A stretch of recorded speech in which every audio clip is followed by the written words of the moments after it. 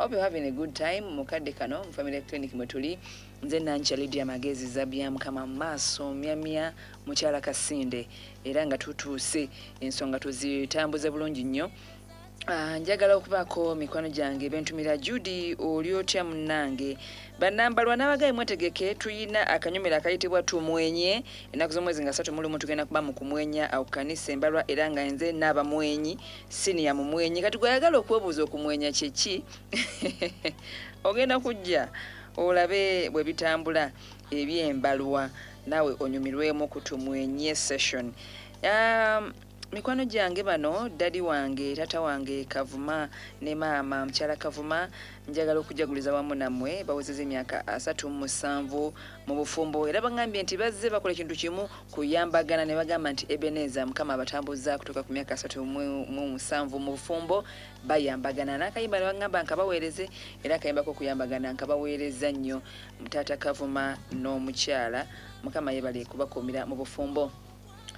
Mu family clinic muno tuli mu kutambula n'emiramwa gyaffe gye tukakasa nti gituyambye era abantu bangi tuwulira obubaka nga beeterezezza betunuddemu ne bagamba ambutuufu wano mbadde omwami simuyisa bulungi oba omukyala.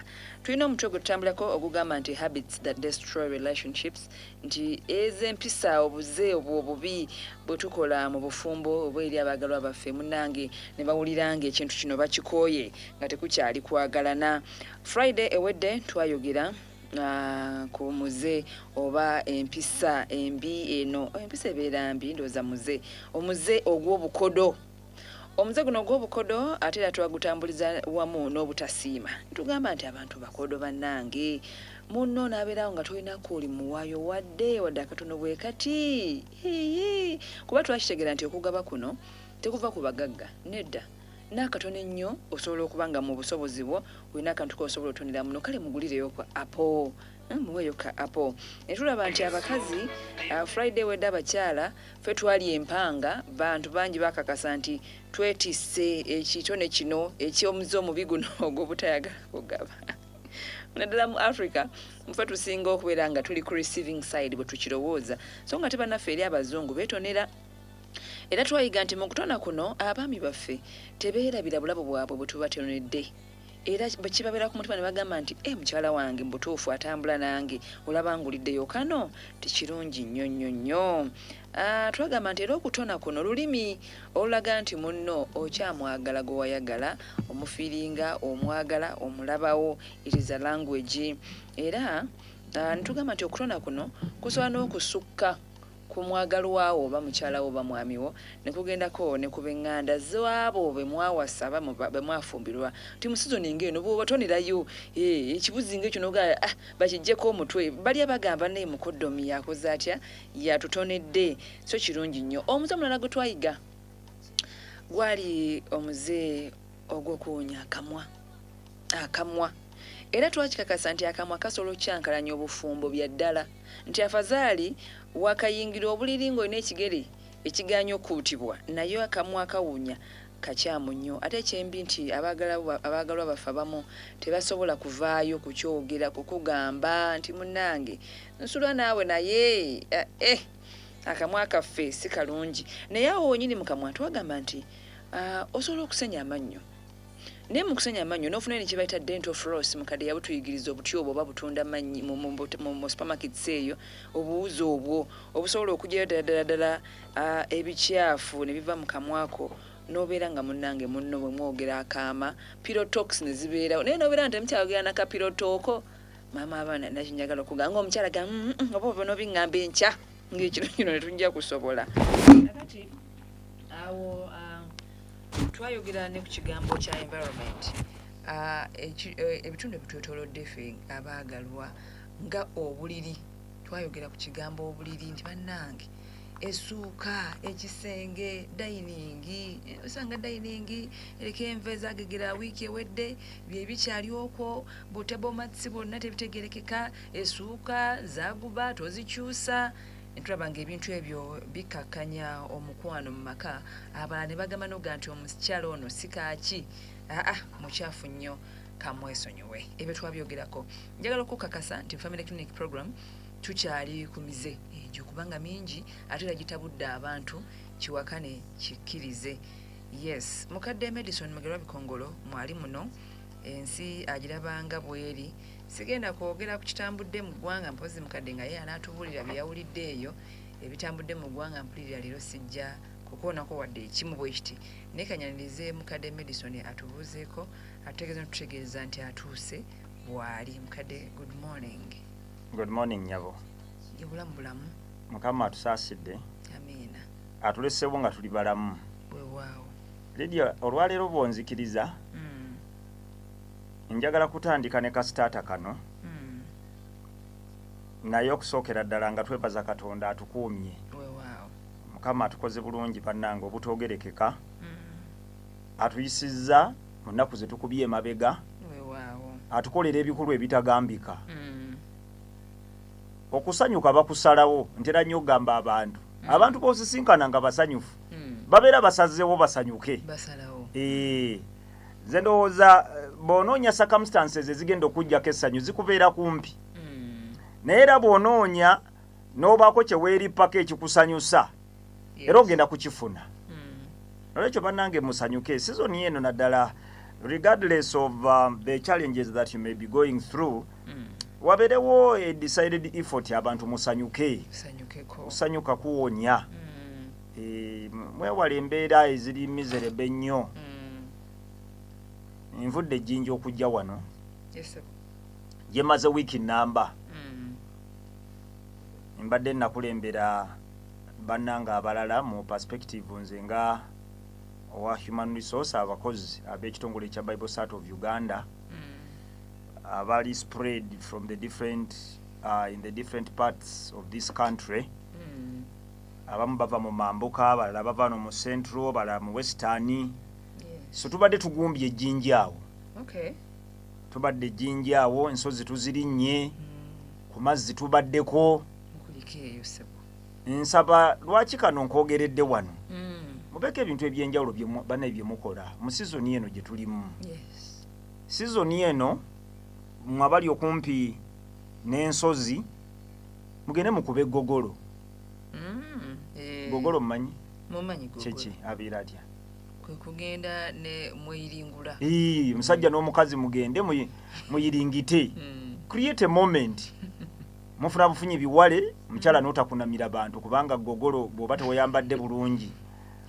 Oyinza okuleka ekyalo abali mu kiwonvu nga bakutenda. So mugende ku gogolo. Ebintu ebirala bye muyinza okukola ku kutambulako obulamu tebwetaaga nnyo okwefuula serious. One of these days ntegese mukyala omugamba tutambuleko just tugende kuko mu tawuni ewaffe tutuulaawo tulozoolere. Okulozoolera kye kimu ku bintu ebirungi. Mu tawuni yawa? Ewaffe. Waliwo ebinyumu okulozoolerako? Ennyo. Abantu. Abantu just kutuulaawo. Obulamu Lydia ekikaluubiriza ennyo abantu balowooza nti ebintu ebikyusa obulamu byetaaga kubanga obitaddemu investment nnene. Genda mutuulaawo mulozoolereko mutuule ewaka kiba kisoboka nga musobola okufuna akadde munoonye ebintu nga bisesa busesa. Si buli kaseera nti ebeera ya Bayibuli eri abantu ng'ayitiriza oludiinidiini naye n'akutama. N'abikula chapter nga 2 n'azisoma ku makya bwana ne bwetamu ewaka Bayibuli ne bugikoowa. Bayibuli egamba nti buli kintu kiriko ekiseera kyakyo. So eyo gye tubadde ffe tubadde nnyo n'okuyiga ekigambo kya Katonda n'okusaba naye nga tubitegeka ne tumanya nti ku makya program twagitegekanga ku makya tukeerera mu kusaba kye twayita spiritual reflection. Ne tuyiga ekigambo kya Katonda ne tuyimba bwe tuvaawo abantu ne batandika okuhappeninga. Abantu ne basanyukako. N'olwekyo obulamu buno season mugitegeere ebiro bitegeeza kusanyuka. Lose yourself into something. Baako ekintu ky'okola bwe mubeera ewaka. Lwakuba ate wano tulina bo bano obuzibu bantu balingiriza n'ebitabakwatako. Mwandifunye ebipiira ebyo nabyo ne mubiyiwamu amazzi ne muvuga ku bipiira. Ffe twavuganga emipiira egyo egy'emmotoka emikadde egivuddeko nga tukyali bato. Muvuga ebipiira ebyo mubiteekemu amazzi mubivugirawo ewaka mwepene. Naye obulamu buli tu serious, abantu bali so serious with life. Kati ogenda olaba oluusi joy gye mwandibadde mufunye nga temugifuna. Naye akasembayo kenja okusembyayo ke nalowoozezza nti nga tetunagenda ku topiki yaffe kankoogereko. Abamanyi mumanyi musajja mukulu eyali amanyiddwa nga Prince Philip, omulangira Filipo ne mukazi we Queen Elizabeth II. Bendowooza nti kati bombi bagenzi baali wano mu Bungereza. Bufumbo bamalamu emyaka 73 oba n'okuyitawo. For over 73 years in marriage. Abantu bano boyinza okulowooza emyaka 73 nga muli mu bufumbo si kyangu kyakugisanga n'abantu. Bano Katonda yabakolera kyamaanyi nnyo. Naye obufumbo bwabwe bwalimu okuyita mu ntalo ez'enjawulo. Bufumbo bwabwe nga bulimu public pressure. Bobeeranga awo nga terinnya akumanya akulingiriza, ekyo nakyo kyebalizanga Katonda. Kubanga abantu abamu bakyegomba nnyo atambule nga teri muntu amumanya amulaba, privacy naye enyuma. Naye bano nga bali mu spotlight all the time. Pressure, public pressure nga nnene. Naye nga balina ne kye bayita personal differences. Nabadde nsoma ku bintu byabwe bibakwatako. Naye ka statement ke nayagadde kabadde kagamba their longevity was rooted in commitment, ulira akagamba ako, duty and mutual respect, not just romance. Obufumbo buwangaaliramu romance kyeki? Luganda lugenda kulema nnyo ate kati. Romance. Kweraga mukwano nga sigamba nti babeeraawo buli kaseera mbusimanyi mwemanange kambategeeze ebintu ebikuuma obufumbo surprising. Bye bino ono byawandiikako longevity was rooted in commitment. Bwe mbaseerabidde wano Lydia twayigiriza nnyo ku kigambo commitment tukigenda wala. Okajjukirako actually era twakateekako nnyo essira. Duty, obuvunaanyizibwa. Amaka gakosebwa nnyo. Romance ne bw'enaabeerawo naye nga by'olina okukola obiragajjalira. Ne romance actually esobola okubula. N'akalala mutual respect, okuwaŋŋana ekiki? Ekitiibwa. Era ne White n'alyoka amala eggobe mu kibya. Eggobe olimanyi? N'ekibya okimanyi? Manyi nze ni musajja Muganda njagala nnyo oluusi obuntu obumu bwe mpisawo abantu bakutegeera. Ye mukadde mbimanyi. Eggobe kyeki? Nvandiirwa. Lydia mumubuulire eggobe kyeki bakuweereze ku kyawo Lydia. Manyi WhatsApp. Eggobe kagambye evendiirwa. Agenda n'ayogera ekintu ng'oli bw'abeera omwangu nga tamanyi bintu bye nga tabimanyi nga ffe abatayikakasa bulungi lulimi lwabwe. Isha Lydia aba yamukirizisizza dda nti byamugambye bituufu. Naye wano ku WhatsApp Lydia WhatsApp bako bosomera ku bategeera. Ku 0793 361 734 eggobe mu kibya. N'ekibya kyako nno. N'ekibya bakikuyambireko ddala lumu. Mumubuulire ekibya kyeki, eggobe kyeki. Nawo no balinga nze haddeko greens. Anabatadeko greens tebana bakumanya ggobe. Bajja tubuulira. Naye akagambo kano Ellen G. White lwaki ngamba nti amala eggobe mu kibya. Akola statement n'agamba love is proved by deeds not by feelings. Bikolwa. Kwagalira mulimu mutima. Munda muli. Singa lyosobola if you could tokimanyi naye munda. Tebakukwaniranga mu butategeera ne bakugamba nti nomala oyasaamu omutima gwange ndi gwasaddi. Omusayi gwe ng'onna kulukutagwe. Kulukutagwe. Tumiddeko waliwo omwana awo oba mukwano gwo n'obukwano gwo yeeyita musayi gwa musayi gwa Prime Radio. Awe nali wano nabagamba abantu abawoza ebintu ebyo nze ko akalimi kange tekava mu Prime Radio. Ko Prime Radio kwe sivaako kwenfiira akalimi tekavaawo ekyo kitegeeza actually omuntu ne bwawa akalimi akajjamu ku Prime Radio n'agendako ewalala naye nga buli Saturday Ebasa yajjukira n'ateekako essente za Prime Radio yabeera ayagala Prime Radio kusinga gwe atajjako kalimi. Kubanga abamu tajjako kalimi ne yeebaka nakyo si kya buvunaanyizibwa nakibagamba. Newankubadde slogani za Lydia bw'abaazi kuba abagamba mbu temujjaawo. Omuntu okwebakira ku radio nakyo si kya buvunaanyizibwa bafunirako ebizibu.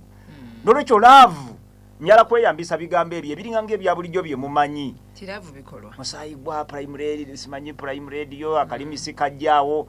Naye omusaayi basaaye tukikebera nnungi. Balera kuga nti mukadde Miira ajja kubuuza watandika ddi okulaba bbaasa z'abantu gwewa prime radio. N'olwekyo Lydia njagala abantu akantu kano bakatwale nga kakulu. Love eyo newankubadde wano tunajoogerako ne tuginnyonnyola abantu obuntu obwo mu butwale commitment ekintu kyo kifiireko manya nti munno oyo gw'olina you are for keeps paka Yesu bw'alikola ki bw'alidda. Ekyokubiri duty bw'ovunaanyizibwa bw'olina okukolakola ki love eyo erimu okuzaala abaana ate abaana be bagenda bakula basoma. Love erimu obuvunaanyizibwa okulaba nti amaka go galya wabeerawo enkulaakulana. Otyanga nnyo kakati tumalako omwaka naye omwaka guno amaka gammwe gaseeseetuse ne gatuuka ku kiki. Lydia abuntu obwo nze butera nnyo okunnuma. Mbuuza abantu amaka gammwe gaseeseetuse mu ki? Era ntera nnyo gamba abantu mulwane n'enteekateeka mubeke ebintu bye mukyusa omwaka nga guggwako. Omusajja byonna byonna bwe bikaluba bw'oba obadde okuuma enviiri ku mutwe nganza bali ku TikTok mukimanyi. Kuba mwe mumpulira eddoboozi n'okundaba ne mundaba nze mbeera n'enviiri ku mutwe. Naye bw'olaba ebintu nga bikutabuseeko wakirimwa omutwe oddeyo wako omukazi akulabe ng'oli kabumba wakiri mutandikirawo discussion wanaabeerawo ekyenjawulo ekikoze ekikyuse. Naye obulamu okubeerawo nga buli bintu byebimu ebintu ne bikaddiwa nyina amaka agamu gentera oluusi okulaba enkuyege ne zitandika okulya emyango. Nyina wamu wembadde ngenda okukugamba naawe neekakasa Lydia ng'omanye omwango nga mulye. Kene n'obuuza abantu baawo baasenguka omwango mulye kakati n'amaka tugenda ne tugalaba n'ogalaba ng'era bw'ogalaba kiringa ng'abo abantu bulaba balina ebikopo ewaka kyayi ne bakuteekera mu kikopo nga kyazigama okuzigama okumanyi kusheki kukwata awo nno kati at least mukadde nze mu Luganda oli njogerako abalidawo bali ntenda bali kutenda ekikopo kizigamye naye nga abewaka n'okukiraba tebakyakola ki tebakyakiraba everything is okay nga balinga bali abalina omwango lumu omwango ogwo Lydia eyo gy'otera okuyita guligwira omuntu guligwira omuntu era ngina ne neebuuza nti bannannyini maka omwango gutuuka ku ebyo temugulaba. N'olwekyo wabeerewo ebintu ebikola ki ebikyukako ne guno omwaka nga twefunye bakiyita kufungiza twesibe bbiri tufungize maka gaffe gabeerekoko. Nalowoozezza nti obugambo bonja busookerako mbujjewo kubanga tebuli mu discussion gye tugenda kukola na mwana muwala ono ku buntu obwo obutonotono bwe tulowooza nti bwe butta amaki amaka. Nze Mugerwa Medison Bikongolo. Tusanyuse nnyo okulaba ssebo. Amiina. Abantu batuwadde olugambo naye twagala tukijje mu kamwako. Mbu oyagala kubayo oluyimba olunaku lumu tune yekubeemu Afirika wano. Kituufu kirowooza kyo. Ekintu ekintabudde ennyo ke kayimba kaako. Lydia aboogera obubi bagamba nti akayimba tekabanga kakoze eki kakuseze. By the way ojja kannyongeramu awo nkakombeko ko kayimba ako. I think it is just marvelous. Ekironde bwe kiyita kuyambagana. Naye nja kusooka kola kati ako njagala kukolayo kolabo ne Lydia. Weewaddeyo yimbe. Nja kusooke okunaaba okutandika okuyimba kwange ngenda kufulumira mu kolabo ne Lydia.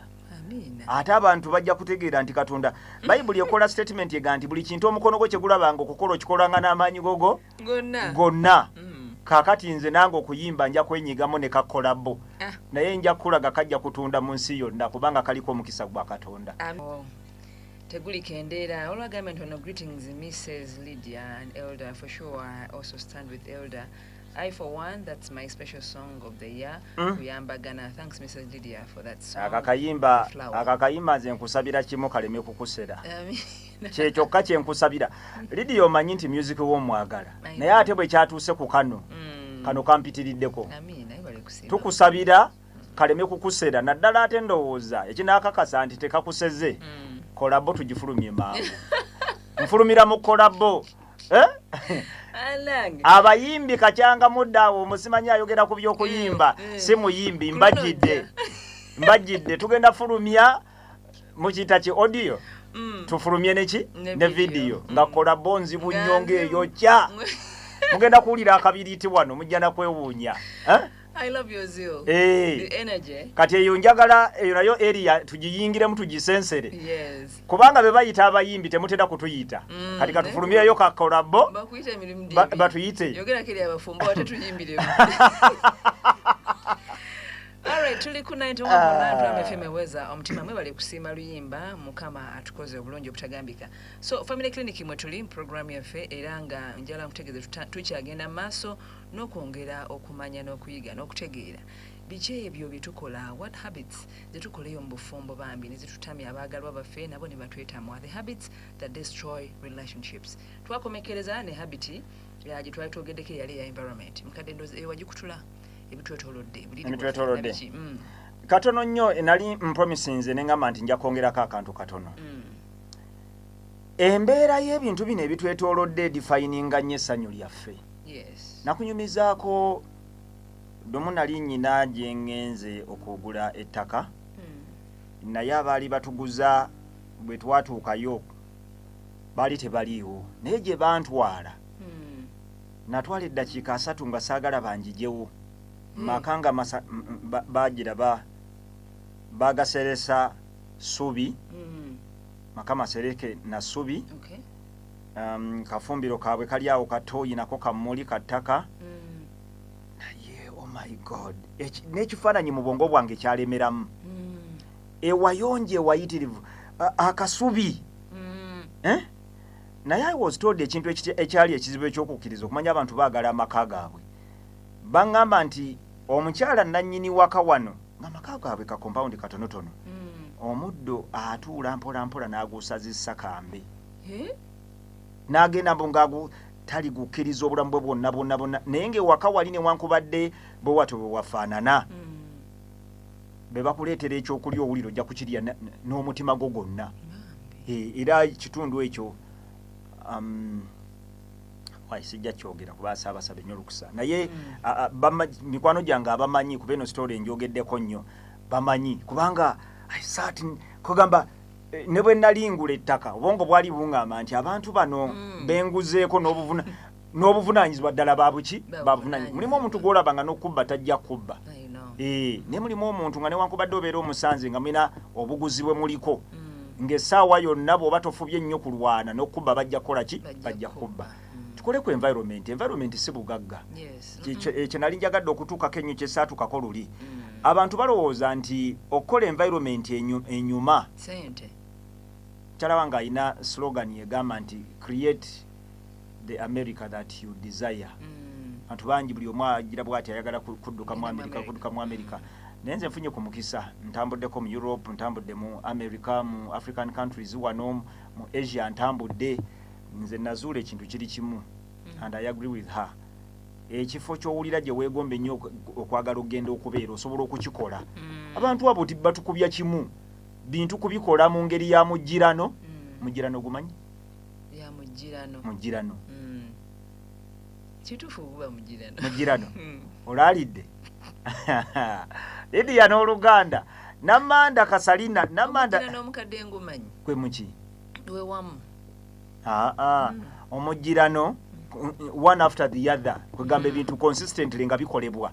Abazungu bakola ebintu nga bya mujjirano consistently n'akulaga nti ajja kuma omuddo nga muyonje wantu nga muyonje kugamba tulongose ku binaabiro panenge mulimu toyi y'omuntu gy'ogendamu n'oyagala kusooka kunaaba okudda mu bantu. Bw'oba okyatwala omwana ku ssomero nyina amasomero ge edda nali kyenjenve Makerere essomero lino nno katono ndyogere naye ngenda kulisonyiwa. Essomero eryo nali kyenjenve Makerere emyaka mingi emabega kati nagendayo nga nsomesaayo naye ekintu ekyanjijja nviiri ku mutwe ng'abaana baba bagenda mutooyo abaana bejjamu essaati n'agiteeka waggulu bw'ati n'agiwanika. Ekintu ekyo nagamba ndi mu kifo kikyamu era ekintu ekyo kyandeetera obutalwa mu ssomero eryo nagamba no I think I'm in a wrong place. Abaana baba bayingira tooyi bwe bati ajjamu essaati n'agiwanika bakiyita ki oluganda lwange olulaaliddemu olaba ekisenge kino ekibeera mu maaso g'obujji bwa toyi ng'oyinza okulaba essaati nga 8 kaakati bwe bavangayo bwe bati naye olaba nga n'abasomesa bennyini bajjanga kooti somesa n'omumanya nti kati kajjemu ekooti n'agireka mu staff room alumba kayumba era nentandika okugaa nti kati wano nteekeddwa okumanya nti obuwangazi bwange wano tebujja kuba waki bungi kozi oŋŋanya olyogera sijja lyogera n'olwekyo tukole ku buyonjo naye nga neebuuza bannannyini ssomero ng'era bwe twebuuza ku maka waliwo amaka Lydia nze era nyimanyi okuba mba nakyalidde abantu toyi kasitangiringirize ewala bwe nti emirimu bwe giba gino egy'okumpimpi n'eyokya lusuku oba emmanju waliwo obuwuka nga buli buti babanga bwe balunda naye nga bo babumanyira ate gwe gobanga aliko ekikyamu weebale nnyo bo bayingirayo okindi okulaba nga n'obuwuka nabo tebubalinako bumugwako ne bumugwa ku mumwa ne semaka ne bumugwa ku maaso ne bafulumayo and that is the environment in such a home kankutegeeze love newankubadde mwe mulowooza nti mugenda gifeekinga obukyafu bugoba love nolwekyo neeno holiday eno gye tulimu kino sizoni eno eggandaalo lino lye mulimu ffe twakula toyi bazinyokeza kunyokeza toyi kwakomawo ennaku zino munyokeze toyi beri balibuze munonyeeyo something ennaku zino kwegamba ngezaako nnyo to come to terms with the fact nti ne booba omuntu okaluubirizibwa ekyensimbi there are many other ways zosobola okubanga environment gy'olimu gy'okoleramu amasowaani amabongofu I still see people n'abantu abavunaanyizibwa ate kati abamu ennaku zino sikyatya mbalaba munywera mu plastic naye nga mu kulubufu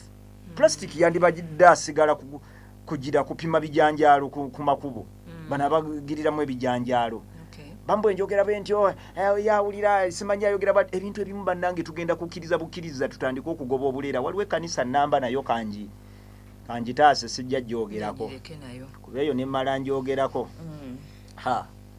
abeerawo kye bagamba nti baganda bagamba batya nti ogalinye gye gakola gatya in this dandy age nga mukyakwata plastic ne mumuteekamu kyayi mu plastic kati ne mumaka embeera eyo mweri ebikopo ebisiiwuufu plastic twalabanga plastic nga tukyali bato Lydia ne banywera mu plastic eyali owa red n'afuuka white ekyo mumanyi tewakirabako wakirabako Lydia now you know what I'm talking about naye nga olwo lwonna tukola tufa ki so let's work on environment ebintu ebitwetoolodde environment yani alina ogifaako omusajja n'omukazi nze go ask my wife bwoba oyagadde anti kati osobola okusanga omuntu nga ye yakirowoozesa nti mulala yalina kituuka ate bombi baagala namaka gaabwe nze amaka nze nateesa gabeewo nentandika okukwana Lilian kati ebintu ebikozesebwa ewaka is chiefly my responsibility nze ndowooza buli musajja ekyo kyeyandibadde akola ate n'omukazi so ndowooza kasita tutandika okulebolinga ebintu ne tugamba nti omukazi ateekeddwa okugula ebintu nze bwe ŋŋenda ewantu buvunaanyizibwa bwange okumanya nti esepiki zino Lilian yazeetaaga and I'll go for highest quality I'll go for utensils ennungi abasajja tukyuse ebintu byewaka sometimes ojja kuwasa omukazi nga naye ayina ebimumalawo ate naye bambi ayina obuvunaanyizibwa obulala kati ayina ebirala byasobodde okukolako there is no harm bwe musisinkana nga goze ne sepiki ennene ye n'aleeta eyaki ey'owakati maka gabeeremu ebintu bikyusibwe bufooko obwo bukaddekadde no sizoni yakusuula bintu kwokya bintu kafooko ne kavaako n'erinnya erimu ne kasigaza amannyo 2 naye ng'era mukyakakozesa ewaka so ndowooza olw'okuba nti akadde sikalina nja kukoma awo kweyo ensonga okubasaba nti let's do everything that it takes okusobola okulaba nga tutereza environment okutereza obuyonjo n'ebirala ebiringa ng'ebyamaka gaffe okusobola okubeera amalungi alright akaka environment okafundikidde bulungi tutandikira awo Lydia njagala kugenda ku nsonga mu maka kasita mufuna omuze ogw'okulamba ebintu okulamba omanyi ndoza kantandikire wano ndyoke nkyogereko. Mujja ne mugamba nti omusajja n'omukazi bafuuka omuntu ki?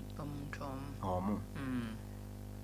Naye amaka mwegali nga okufuuka omuntu omu kikoma mu byawandiikibwa. Amaka emmotoka yange, amaka ettaka lyange, amaka ennyumba yange. Nze nkiyita kulamba bintu lwe mba njogera ku muze guno. Abaana b'omu masomero, by the way on this note, bw'oba omanyiye essomero nga omwana okumutwalayo tekyetaaga kulamba bintu ku by'engraving.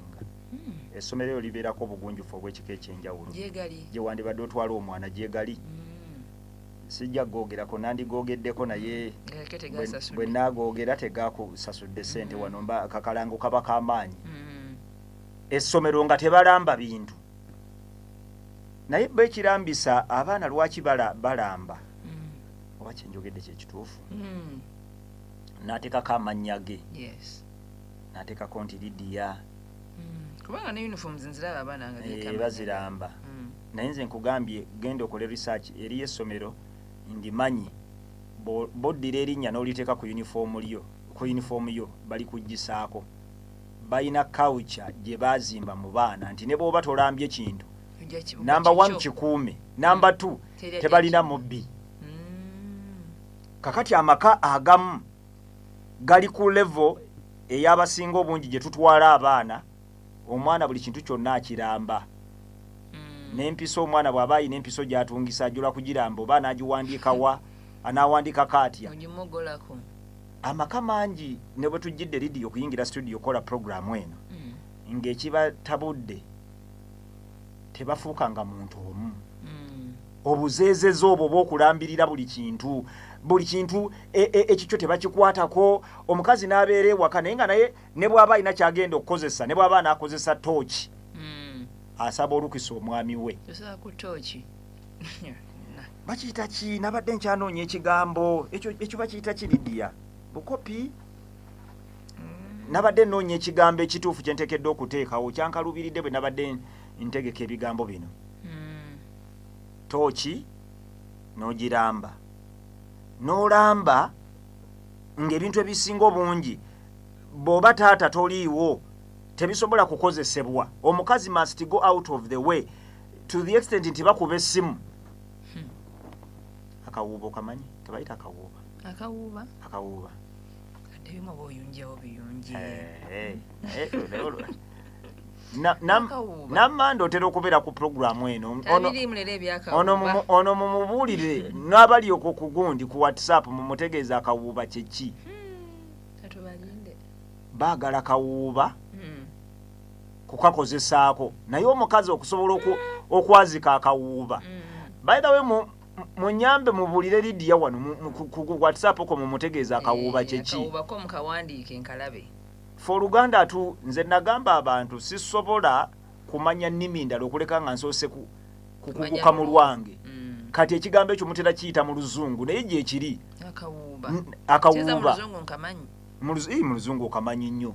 You even be shocked singa bakabo. Akawuuba. A wheelbarrow. Bakumaze eddakiiko. Si wheelbarrow. Yiyo. Tweyanziza nnyo taata ntale weebale.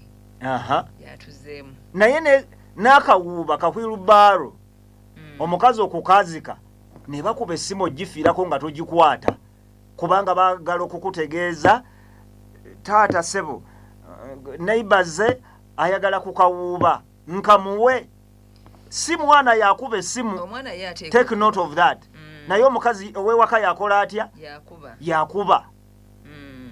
Nolwekyo empisa eno ey'obukopi eyanasiwa mukange buli kantu kako abantu tebalina we basobola ne wano ku TikTok by the way ku TikTok live gyendi genda onoonye Madison Mugerwa. Naddala mmwe bentera okulaba sikulabangako njagala nkulabeko agenda ku TikTok ojja kubondaba. Ojja kusangayo omusajja alina enviiri omu ku basajja abatono abakyasigaza enviiri. Kusanga omusajja nga alina enviiri kuba n'omusajja omulala mu studio wano gwe tulina gwe sijja kwogera. Era ndowooza omulaba sampling talina nviiri ku mutwe. alina talina sanga omusajja nga alina enviri ku mutwe twasigala batono kati gonaalaba ku TikTok nga alina enviri ku mutwe ng'ate kuliko Mugerwa Madison Bikongolo yenze babadde bakugamba wano nabo bakugambye nti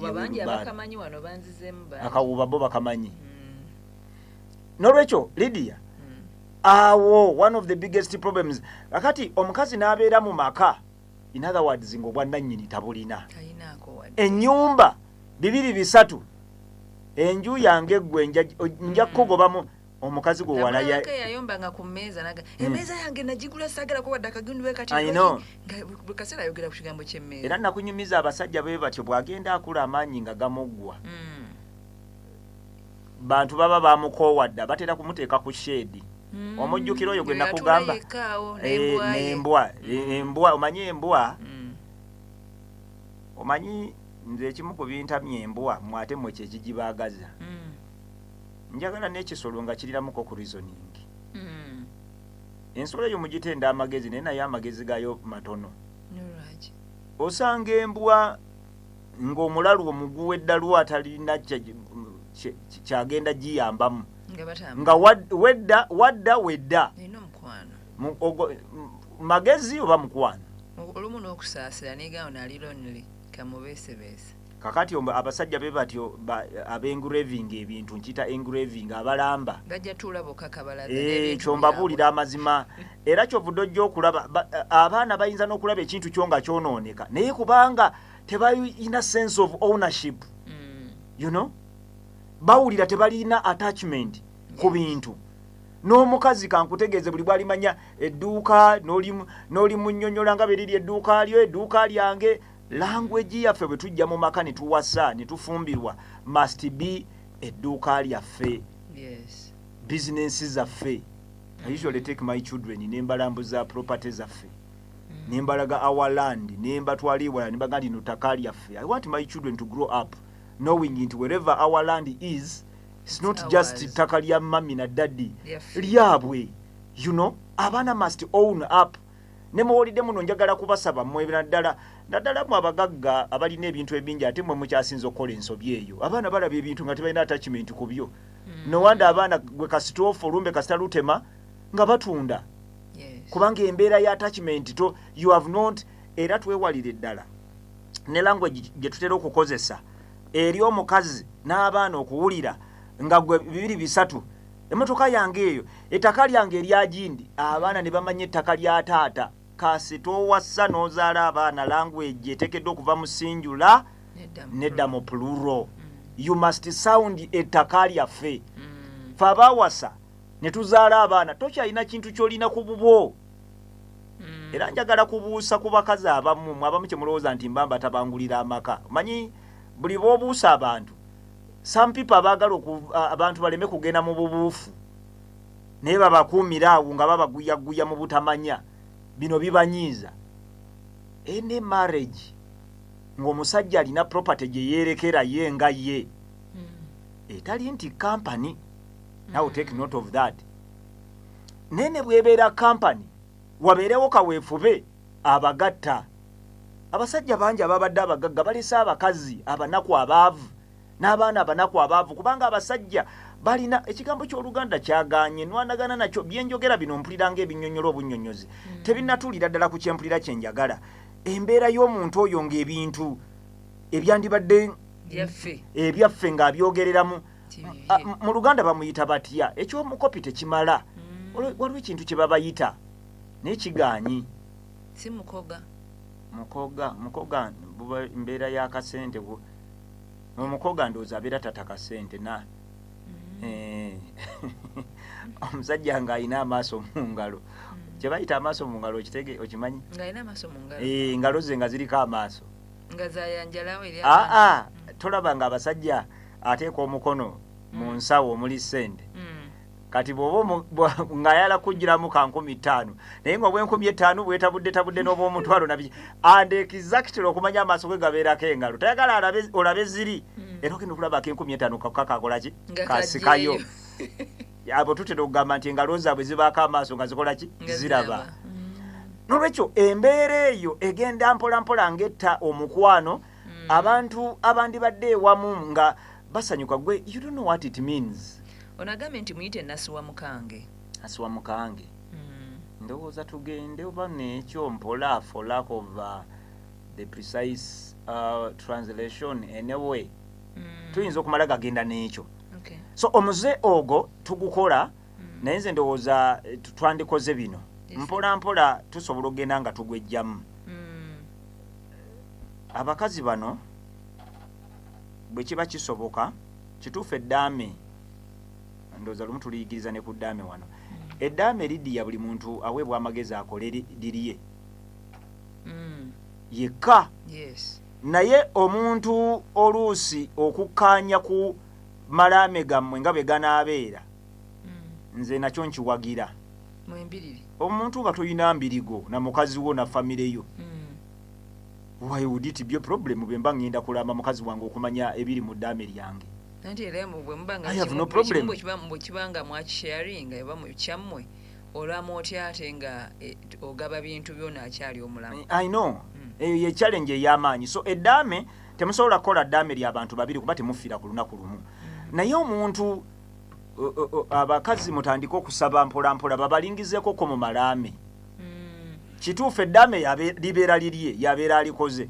Naye asobola okulingizaako ko mu ddaame n'omanya ekiriyo kubanga ebimu ku ebyo byatadde mu ddaame n'agaba recklessly mu ddaame si bibye yekka ng'omuntu. Naye kino newankubadde tukyogera kijja kuba kizibu kubanga abantu abamu by their nature n'embeera zaabwe n'enkola yaabwe y'ebintu ebintu byabwe babyekuumira bibeera kubo bokka ng'abantu. Njagala kumaliriza n'obuntu buno bubiri. Akamu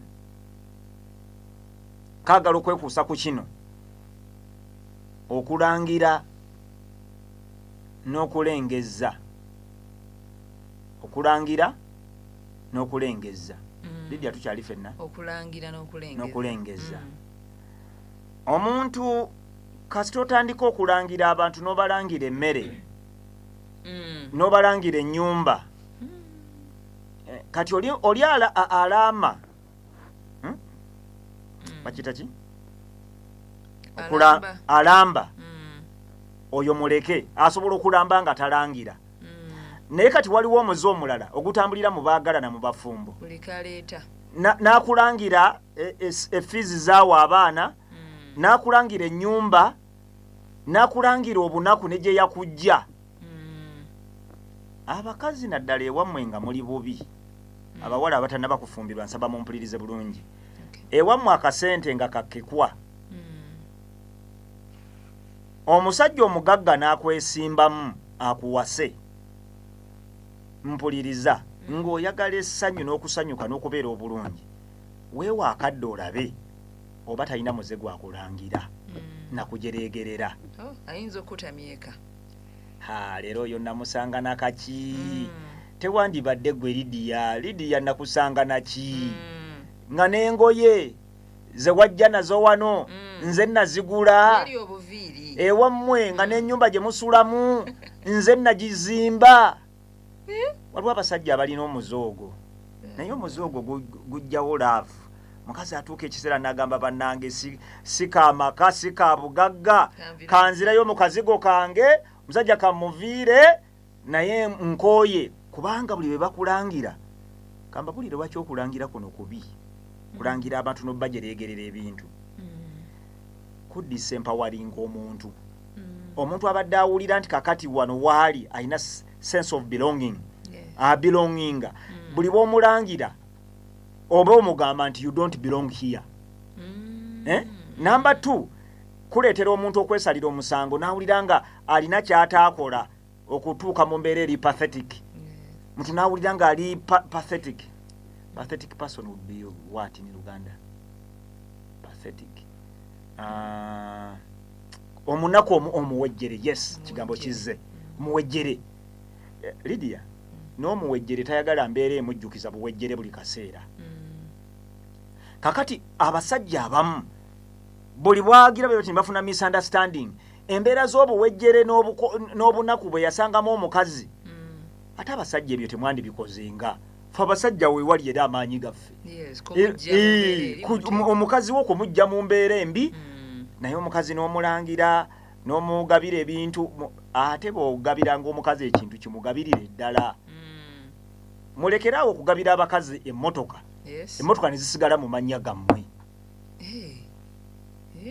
embeera eyo ya omukazi yenna gwe baawa emmotoka kasita nva ku puroguramu kuno kasita ova okuwuliriza nga bakuwa emmotoka ng'emmotoka ekyali mu mannya ga mwami wo ddayo ofukamire waali ng'etaata motoka gimpe bya ddala omugamba nti njagala kukwebaza sweetheart nti wampa emmotoka naye emmotoka gye wampa nsaba egende mu mannya gange kubanga tubirabye banyiigako 2-3 ne bayomba ekisumuluzo kimpe nga mujjako ekisumuluzo but for the last 5 years omukazi abadde amanye emmotoka ki yiye ekyo kyekuusa ne ku kyokukuwa ettaka ate abasajja kambategeeze ebintu byaffe tebirina bwe bisinga kubeera safe nga biri mu mannya g'abakazi baffe amannya agamu 2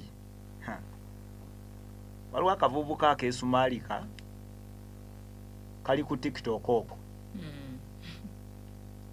ate obusinga buba bu 7th day obuvubuka obu 7th day obuli ku TikTok okwo obwagaana okubuulirirwa obutalina mpisa ne budda ku kanisa ya Katonda ne bugijooga bwe mutaave ku kanisa ya Katonda Katonda agenda kubayisaamu eggaali mujja na kwewuunya nina lwaki nkyogedde waliwo akavubuka kali awo era kalina keefuula ennyo akategeera ennyo ekkanisa y'Abadiventi kanisa y'Abadiventi temugyemolerako naddala mmwe fe abatera okwogerera ekkanisa tubamanyi gye bava bwe baba tebavudde ku Uganda Union bava ku Central Uganda Conference oba okuva ku North Buganda obulabirizi obw'enjawulo kakati mwe abatalina basumba bayirayo mu Abadiventi bendaba okonga mu commentinga nze mugerwa mu too proud to even throw comment I don't waste my time nze usually bwoba yala comment yange ntekedde okukakasa nti gwe ayogera ku kanisa ddala oli spokesperson waayo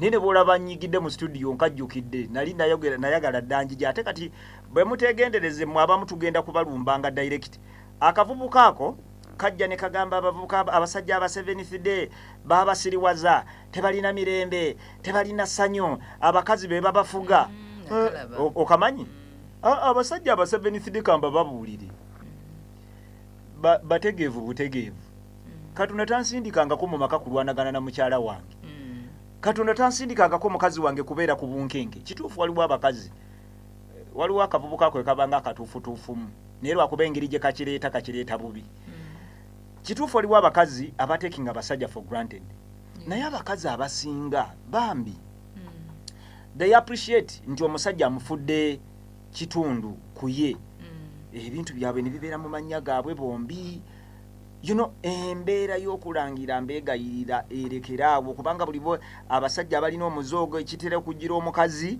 kati atandika okugamba nti wano obwannannyini sirina ye mukazi ajja okugamba nti naye ayina obuntu bwe bwatandise okwekolerako so tulekeraawo okulangira okulengeza kubuuza abantu wajja nakaki nakusanga naki abeewa mwenze nabayamba Lydia kamalirize na kano kokka bwe kati nsaba si mu bubi ne mu mutima omulungi akagamba akatambulira awo ka phrase k'Olungereza bakayita taking each other for granted mu notisi zange nagambye nti failing to show appreciation breeds resentment nyina omusajja gwe mmanyi sijja kumwogera kubanga ne mmala mwogera era mbanga agalinnye gye gava naye sirabanga mu nsi muntu atasiima nga musajja oyo ndabye abantu abatasiima oli omusajja simulabangako mu batasiima naye abantu mwenna njagala mwegendereze naddala mmwe ng'ojjako bino ebyamaka abali mu bifo eby'obukulembeze muyiga okusiima abantu okulembera abantu mu byobufuzi okulembera abantu ku mulimu Lydia supervisor wo kati si ye justice manyi Justice yakulira ebyokumpewo okufuluma obufulumi studio bwati nakuteega nakukwata mu ngalo nakuga nti Lydia webali nnyo webalire ddala by the way kirungi ate Justice akikola ye kubanga kati abanguya obwongo bumanyi okusumbuwa abantu bayinza okulowooza nti ndi kuye yakikola yo omusajja simwogedde nambye sijja mwogera omusajja oyo sirabanga mu nsi muntu atasiimanga oyo naye mwewala omuze gw'obutasiima mu maka. The moment you begin to take for granted emmere omukazi gyafumbye Lydia omukazi ayita mu buzibu obutagambike newankubadde emmere gw'ogiguze naye to prepare a tasty meal mbadde Busoga naye Abasoga mwongere okunyweza ekintu ky'okufumba ekintu Abasoga obutamanya kufumba Busoga awo buyitirivu buli bwengendayo siryayo kintu kiwooma ne bwenkyusa ebifo ne nga kandiyeko wano kankole ki mu maka gaabwe mu hoteri nze ngambye Busoga muyiga okufumba ngera bwe nagamba abantu b'omu West eyo okufumba kukyabasumbuwa kyovula aba omusajja n'ava Busoga oba omusajja n'ava mu Western Uganda najja wano n'abaako omuwala gwa namukwatako bwati namufumbira ekinyobwa ekyaffe namufumbira akanyama ke box Katonda aba takusaasidde taddamu bane muyiga okufumba ebitundu ebyo gye tutera okutambulira muyirikirawo okumala gafumba naye omukazi wano n'afumba mu nfumba kati kaŋŋambe eyaffe wano nze gye mmanyi eye Buganda naye ne ka thank you ne kakola ki ne kabula musajja naweerera abaana ate likamala okunywera ku kigambo kya thank you kino nga tufumbye kikyo lwaki omaana kumalawo mmere wano ng'ogirya ngamba naye mukyala kwegatodda okundwisa Lilian ekimu ku kyasiiba ayogera ekyamwagazisa nakkiriza bikongoolo musajja ono n'amukkiriza n'agamba nti kagende n'ono ekimu ku byo kusiima mukyala nga yanga nti nze one of the things bye nakwagalako kusiima kakati ebimu ku ebyo bye yabeera open n'ambuulira nwanagana nabyo ekintu kusiima kiraga bugunjufu era abasajja abo abazungu nga tumaliriza Lydia ba British bwe bajja wano ne indirect system of rule lwaki wano baatuyoola ne batumalawo if you know a typical Briton abasajja bali sajja bali basiima ne bw'omubuuza obubuuza gwe Lydia obamanyi mubuuzaganya good morning n'omudamu good morning n'akuddamu nti good morning how are you very well thank you anti omuwulira kakati awo wandibadde weebuuza yaki naye katambulirako oh thank you ne bw'omulagirira ne bw'abeera akusiibula ku ssimu era kankutegeeza Omungereza gwe omwegendereza buli waali oba abeera mufuzi kubanga asooka n'akuŋŋaanya abantu bonna n'abateeka wansi we abakazi booza engoye nze kimu ku bintu bwe nnakula ate nayonooneka emirimu egyo girimu nnyo okwetoziira okwannemu okutegeera mulimu gwensinga okukyawa ewaka okukola gwakooza bintu ebiriiriddwamu kikopo n'okyoza munda n'akakuuta n'okifuluma ebweru n'okinyumungusa aye no bibeere nga tewaliwo fedda bwe twali tukula tewabangawo tap era nze nali ngamba abaana bange nti to wash dishes and utensils in general should be so easy for you you have running water everywhere fe twakulanga amazzi oteeka mu kibiya ekimu oyina ekikuutirwamu oyina ekinyumunguza ogusooka ekyo ndoza kyekyantamya ebintu nze gwe mulimu gw'ensemba sigwagalira ddala omulala omulimu ogwefaananyiriza ogwo gwakooza ngoye kubanga abooza engoye nze kikyandifiitinga era ntera nnyo ogamba mukyalani ne muganda kati yeno mugenda jjoozaako ki nze njiraba terina buzibu etukula kakati embeerayo naye ogenda olaba bakunya ne kye bakunya apparently nze ndaba kikola ki kitukula kati emirimu egyo nze sijyagalira ddala naye bambi abakazi nabo bagikola ne bagiteekamu ebiseera mu notisi zange nyina kagundi kamalirize nako kano Lydia kakooti kagamba nti success is only meaningful and enjoyable if it feels like your own Michelle Obama yayogera obugambo obwo, success is only meaningful and enjoyable if it feels like your own. Yali ayogera ku kigambo ky'okubanga bw'obeera successful gwe ng'omukazi omwami we asobola okukusiima success eyo n'ogifiiringa nti ddala yiyo successful enfumbye meal. Mukyala wange bw'abanga ansiimye, that is bwemanga ndi the other way round. Omwami wange bw'ansiima nze omukazi nga nfumbye meal ntadde ekijjulo ewaka, success ngiwulira kubanga omwami credit aginzirizza. Kyandikibwa kigamba nti give thanks in all circumstances, for this is the will of God in Christ Jesus for you. Nti buli kaseera wabeerengawo okukola ki? Okwebaza. Wabeerengawo okwebaza. 1 Thessalonians Basessalonike ekisooka essula ey'okutaano 18. Bane Mukama bampeera omukisa. Amina. Mukadde njagala nkubira oluyimba lolo wasaba juzi. Ojja kuba onkoze bulungi nnyo. Oluyimba olwo baluyita ye Mukama. Lwaki obwongo bwali buwulira lulala. Naye kye baba bakola abaana baseetule ku bumeeza. Kuba njagala eno season eri festive nayo tugitegeere. Museetule obumeeza. Abali mu nnimiro 10 nsooke musuula eri ebbali kasita tugenda mu nsiko funawe wali myedda abali ku bu radio Lydia Kabawemu 1.